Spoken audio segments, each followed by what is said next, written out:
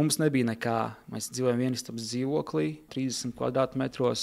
Mums nebija ne savas mašīnas, mēs pārvietojamies trolejbusiem. Tā kā pilnīgi nekas mums nebija. Un pirmā nauda, es domāju, daudziem cilvēkiem liktos, vajadzētu tagad nopirkt savu mašīnu, vajadzētu tur aizbraukt ceļojumā, atpūsties. Lai tu saprastu, mēs 4-5 gadus kapājām katru dienu. Sestdienās, svētdienās arī mēs strādājām 2 darbos. Es atradu ražošanas bāzes, kas bija Polijā.